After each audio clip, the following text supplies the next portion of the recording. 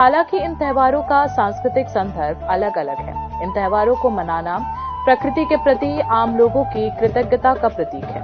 पौष या मकर संक्रांति बंगाली संस्कृति का एक विशेष त्योहार या विशेष पारंपरिक दिन है।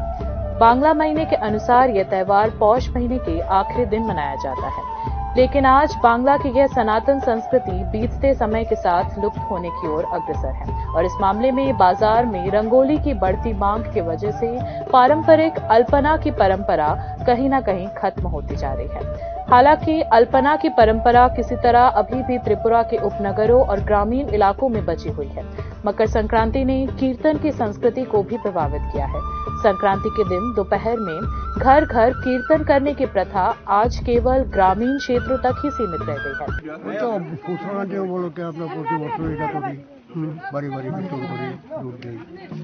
निस्संदेह डिजिटलीकरण के चलते बंगालियों की सदियों पुरानी परंपरा समाप्त हो रही है।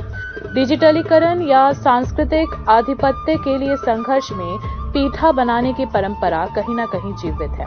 घर में मां के हाथ से बनी पीठा के महत्व ने बांग्ला की पौष संक्रांति की संस्कृति को जीवित रखा है। और संक्रांति मानेई पिठेपुलिर उत्सव। আমরা যেমন ছোটবেলা থেকে দেখে আসছি আমাদের মা, ঠাকুমা, আমার দিদা সবাইকে দেখতাম এই দিনটাতে মানে সংক্রান্তির আগের দিন সারা দিন পিঠে নিয়ে খুব একটা মানে ব্যস্ততা দারুণ একটা সময় কাটতো তখন। পৌষ মাসের এই সংক্রান্তি আমাদের কাছে খুব জনপ্রিয়, কারণ আমাদের পূর্বপুরুষরাও সেই দিন পালন করত। তা দেখে দেখে আমরাও পালন করি। সেই দিন আমরা নানান পিঠে নানা রকম রান্না করে পূর্বপুরুষের নামে তা করে তারপরে সবাই মিলে বিকাল বেলা কীর্তনের একটা করে সেই কীর্তনেও আমরা योगदान करी। संस्कृति कभी भी यूं ही नहीं मरती है। एक संस्कृति के लोगों का दूसरी संस्कृति में अपनाना मानो उनकी अपनी संस्कृति को साझा करने जैसा है। संस्कृतियों के आदान प्रदान के लिए एक दिन भी कभी कभी काफी लगता है। संस्कारों से जुड़ी होती है संस्कृति। संस्कार हमें नम्रता और आदर सिखाता है, साथ ही स्वयं को जानने की प्रेरणा देता है। अपने स्वार्थ हेतु खोई हुई संस्कृति की रक्षा करना हमारा कर्तव्य है। Bureau report, news now. हमारी संस्कृति ही हमारी पहचान है। कोई भी त्योहार हर्षोल्लास के साथ मनाना चाहिए। ये बात तेलंगाना के राज्यपाल जिष्णु देब्बर्मा ने मंगलवार को हांग्राईतेर यानी संक्रांति पर्व मनाते हुए कही। यह संक्रांति उत्सव खुमलुंग में हुक्मु मुक्मु बदल द्वारा आयोजित किया गया है। इस अवसर पर बोलते हुए तेलंगाना के राज्यपाल जिष्णु देब्बर्मा ने यह भी बताया कि हैदराबाद में पहली बार त्रिंग फेस्टिवल मनाया जा रहा है। Our culture is our identity और हमारे कल्चर संस्कृति हमारे परिचय है। इसलिए हर एक फेस्टिवल को हमको जोश से मनाना है और आज जो ये अच्छा मीटिंग किया है मुझे बहुत अच्छा लगा है, इसलिए मैं आया। तीर्थमुख मेले के अवसर पर भारतीय सीमा बल को दक्षिण त्रिपुरा जिले, धौलाई जिले और गोमती जिले में तैनात किया गया है। ऐसे में बीएसएफ गोमती नदी डुम्बुर झील पर गश्त कर रही है। इस बीच मंगलवार को तीर्थमुख के मेला परिसर में श्रद्धालुओं की भारी भीड़ देखी गई है। मकर संक्रांति के अवसर पर दक्षिण त्रिपुरा जिले के तीर्थमुख में तीर्थमुख पौष संक्रांति मेला का आयोजन किया गया है। मंगलवार सुबह से ही तीर्थमुख मेला शुरू हो चुका है। इसके चलते मेला मैदान में श्रद्धालुओं की भारी भीड़ उमड़ पड़ी है। मेला का स्थान भारत बांग्लादेश सीमा के बहुत करीब होने के कारण सीमा रक्षकों ने तीर्थमुख से संबंधित क्षेत्रों और जिलों में एहतियाती सुरक्षा उपाय बढ़ा दिए हैं। त्योहार के सुचारू संचालन के लिए सीमा पर शरारती तत्वों के किसी भी हस्तक्षेप को रोकने के लिए सभी एहतियाती कदम उठाने के लिए भारतीय सीमा रक्षक अति सक्रिय हो चुके हैं। मेले के सुचारू संचालन के लिए बीएसएफ ने धौलाई और गोमती जिला प्रशासन सहित विभिन्न स्तरों के समन्वय से सुरक्षा व्यवस्था बढ़ा दी है। दक्षिण त्रिपुरा जिले में भी सीमा पर सबसे अधिक सुरक्षा चौकसी की गई है। घुसपैठ की किसी भी संभावना को रोकने के लिए अंतर्राष्ट्रीय सीमा पर अतिरिक्त पैरामिलिट्री फोर्सेस को तैनात किया गया है। मल्टी लेयर्ड सिक्योरिटी सुनिश्चित करने के लिए तीर्थमुख पर टीएसआर और त्रिपुरा पुलिस के साथ संयुक्त गश्त की जारी है। बीएसएफ के जवान किसी भी अनधिकृत आवाजाही को रोकने के लिए पेट्रोलिंग बोट्स के माध्यम से गोमती नदी और डुम्बुर झील की निगरानी कर रही है। बीएसएफ ने तीर्थमुख के पास सीमा पर विभिन्न स्थानों पर नाइट विजन डिवाइसेस, ड्रोन्स और सीसीटीवी के माध्यम से सीमा की निगरानी जारी रखी है। स्थानीय प्रशासन ने भारत बांग्लादेश सीमा सड़क पर श्रद्धालुओं की आवाजाही को सुविधाजनक बनाने के लिए टैक्सी ऑपरेटर्स एसोसिएशन और बोट एसोसिएशन जैसी स्थानीय भागीदारी को भी सुनिश्चित किया है। वाहनों की आवाजाही पर नजर रखने के लिए नियमित जांच के माध्यम से तीर्थमुख मेला प्रतिभागियों की पहचान सुनिश्चित करने के लिए मोबाइल चेक पोस्ट स्थापित किए गए हैं। इसी बीच स्थानीय प्रशासन ने कहा कि मकर संक्रांति के अवसर पर तीर्थमुख में लगभग 70,000 श्रद्धालु एकत्रित होंगे। Bureau report, news now. इस वर्ष 73 पुलिस कर्मियों को डीजीपी सम्मान पुरस्कार मिल रहा है, जिनकी सूची राज्य सरकार ने मंगलवार को जारी की। बीरगंज और दामछेड़ा पुलिस स्टेशन को राज्य के सर्वश्रेष्ठ पुलिस स्टेशन के रूप में चुना गया है। नंबर 3 बटालियन को सर्वश्रेष्ठ टीएसआर बटालियन और सेवानिवृत्त इंस्पेक्टर काजल घोष को लाइफ टाइम अचीवर अवार्ड मिला है। गोमती जिले को सर्वश्रेष्ठ जिला के रूप में सम्मानित किया गया। उत्तम विश्वास को सर्वश्रेष्ठ क्लर्क के रूप में सम्मानित किया गया है। कमलपुर पुलिस स्टेशन और धौलाई जिला बिड सिस्टम के लिए सर्वोत्तम घोषित किया गया है और इन पुरस्कारों की घोषणा 16 जनवरी को पुलिस सप्ताह के दौरान की जाएगी। अन्य वाणिज्यिक बैंकों की तरह आधुनिक सुविधाओं से युक्त मॉडल शाखा का उद्घाटन त्रिपुरा ग्रामीण बैंक ने किया। मंगलवार को यह शाखा नोतुरनगर बाजार क्षेत्र में उद्घाटित की गई है। ग्रामीण बैंक की इस नई शाखा का उद्घाटन मुख्य सचिव जेके सिन्हा ने किया। राज्य की अर्थव्यवस्था में महत्वपूर्ण भूमिका निभा रहा त्रिपुरा ग्रामीण बैंक हाल ही में अरुणाचल प्रदेश में आयोजित क्षेत्रीय ग्रामीण बैंक सम्मेलन में विशेष रूप से सम्मानित हुआ। यह जानकारी मुख्य सचिव जेके सिन्हा ने दी। समारोह में त्रिपुरा ग्रामीण बैंक के चेयरमैन सत्येंद्र सिंह भी उपस्थित थे। यह उल्लेखनीय है कि त्रिपुरा में सबसे अधिक बैंक शाखाएं त्रिपुरा ग्रामीण बैंक की है। विकास में त्रिपुरा ग्रामीण बैंक का एक अहम रोल रहा है। यहाँ सबसे ज़्यादा शाखाएं दूरतम इलाका हो या शहरी इलाका हो, त्रिपुरा ग्रामीण बैंक का है। और अभी कुछ दिनों पहले ही अरुणाचल प्रदेश में सभी रीजनल रूरल बैंक्स का कॉन्फ्रेंस हुआ था, उसमें त्रिपुरा ग्रामीण। बाकी की खबरें ब्रेक के बाद।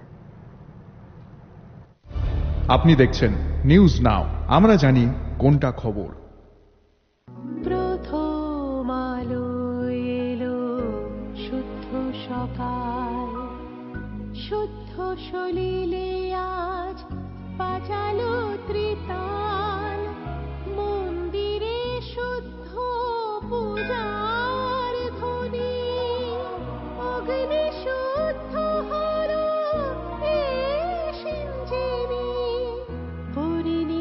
নারী তুমি অনুপমা, শুদ্ধ সোনায় সাজো হে নিরুপমা। শুদ্ধতার স্বর্ণ মন্দির, কালিকা জুয়েলার্স, আগরতলা। একটু চেষ্টাতেই দুল লেগে যায় নববধূর কানে, একটু চেষ্টাতেই মানিয়ে নেওয়া যায় বিবাহিত জীবনে। নানা অনুভূতি জড়ানো বিয়ের গয়না, শ্যাম সুন্দর কোম্পানি জুয়েলার্স। আপনি দেখছেন নিউজ নাও, আমরা জানি কোনটা খবর। आगे की खबरें कुछ इस प्रकार है। राज्य सरकार ने कुल 4 और नेशनल हाईवेज के निर्माण की दिशा में एक कदम आगे बढ़ाया है। ऐसे में राज्य सरकार जल्द ही 2 नेशनल हाईवेज की विस्तृत प्रोजेक्ट रिपोर्ट केंद्र सरकार को भेजेगी। सरकार राज्य में संचार व्यवस्था के व्यापक विकास को प्राथमिकता दे रही है। इसके तहत राज्य सरकार जल्द ही दोनों राष्ट्रीय राजमार्गों की डिटेल प्रोजेक्ट रिपोर्ट यानी डीपीआर केंद्र सरकार को भेजेगी, जिसके सिद्धांतिक तौर पर मंजूरी मिल चुकी है। यह जानकारी मुख्यमंत्री डॉक्टर मानिक शाह ने विधानसभा सत्र में दी। बता दें कि union ministry of road transport and highways सैद्धांतिक तौर पर 4 राष्ट्रीय राजमार्गों पर सहमत हो चुकी है। यह सभी सड़कें राज्य के लिए बेहद महत्वपूर्ण हैं। इन सड़कों में शामिल है कमलपुर से शांति बाजार जो 148 किलोमीटर लंबा है, चंपकनगर से उदयपुर जो 40 किलोमीटर लंबा है, अमरपुर से उदयपुर जो 24 किलोमीटर लंबा है और शांति बाजार से बिलोनिया जो 17.25 किलोमीटर लंबा है। मुख्यमंत्री जब दिल्ली में बैठक में शामिल हुए तो उन्होंने इस मामले को गंभीरता से उठाया। इस संबंध में कमलपुर से शांति बाजार तक 148 किलोमीटर लंबा सड़क और अमरपुर से उदयपुर तक 24 किलोमीटर लंबा सड़क का डीपीआर तैयार जल्द ही पूरा किया जाएगा। इसके बाद राज्य सरकार इन्हें केंद्र सरकार को भेजेगी। उल्लेख किया जा सकता है कि union ministry of transport and highways ने राज्य में सड़क कनेक्टिविटी में सुधार के लिए त्रिपुरा में 2800 करोड़ रुपए की परियोजना को मंजूरी देने का नीतिगत निर्णय भी ले लिया है। यह निर्णय 24 अक्टूबर 2024 को न्यू दिल्ली के वाणिज्य भवन में union minister for road transport and highways Nitin Gadkari की अध्यक्षता में एक समिति बैठक में लिया गया। Bureau report, news now. Tripura राज्य ओलंपिक एसोसिएशन की स्थिति के बारे में आखिरकार लिखित रूप में विस्तृत रिपोर्ट भारतीय ओलंपिक एसोसिएशन के अध्यक्ष पीटी उषा को सौंप दी गई है। त्रिपुरा राज्य ओलंपिक एसोसिएशन को भंग करने के बाद बनी एडहॉक कमेटी ने अपनी रिपोर्ट भारतीय ओलंपिक एसोसिएशन को 7 जनवरी को मेल के जरिए भेजी थी। दिल्ली में भारतीय ओलंपिक भवन में आईओए के अध्यक्ष पीटी उषा को रिपोर्ट सौंपते हुए एडहॉक कमेटी के सदस्य बामांग ने त्रिपुरा ओलंपिक एसोसिएशन से जुड़ी शिकायतों और समस्याओं पर चर्चा भी की।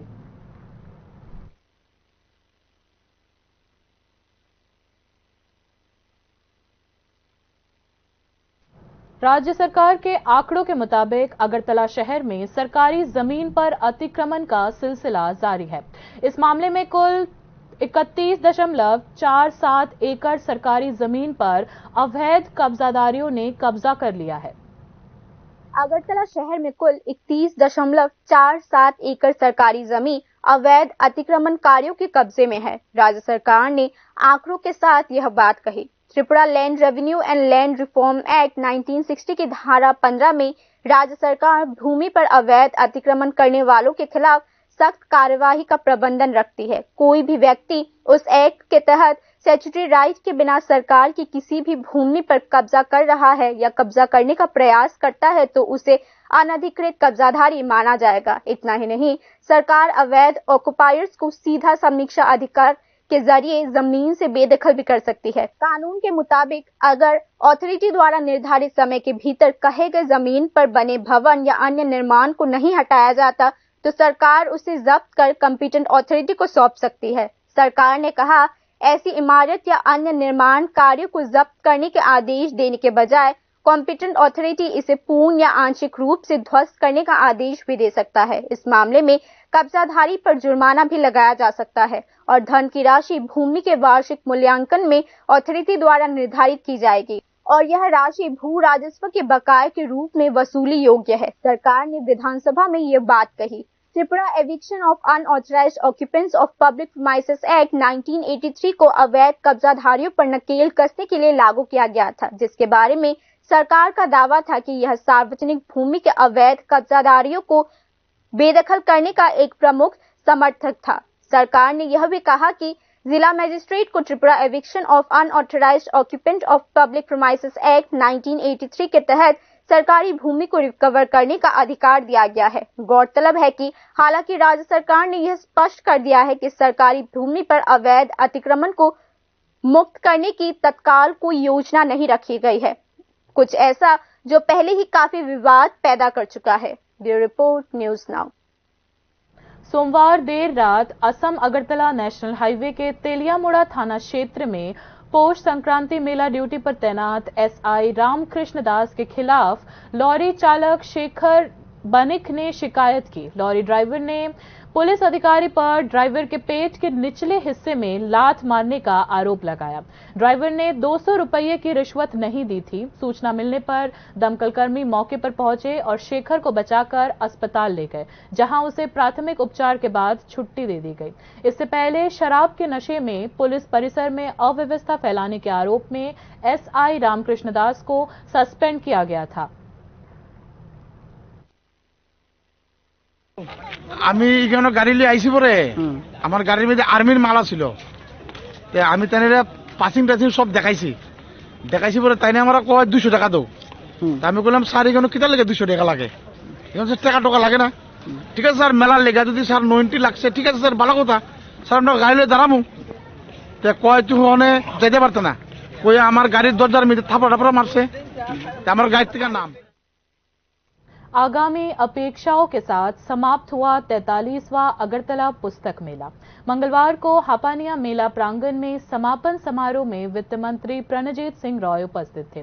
पुस्तक मेले के समापन समारोह में समाज, साहित्य, संस्कृति, संगीत और कला क्षेत्रों में विशेष योगदान के लिए 17 व्यक्तित्व को सम्मानित किया गया। इस बार के पुस्तक मेले में राज्य और बाहरी राज्य से कुल 180 स्टॉल्स थे। 43वें अगरतला पुस्तक मेले में किताबों की बिक्री 1.5 करोड़ रुपये की रही है। जानकारी दी है सूचना एवं संस्कृति विभाग के सचिव पीके चक्रवर्ती ने। 43वें अगरतला पुस्तक मेले में किताबों की बिक्री 1.5 करोड़ रुपये की थी। विचारशील सोच और चेतना के विकास में किताबें और पुस्तक मेला अगले साल एक बार फिर लौटेगा, ऐसी उम्मीद व्यक्त की है मेले में आए पुस्तक प्रेमियों ने।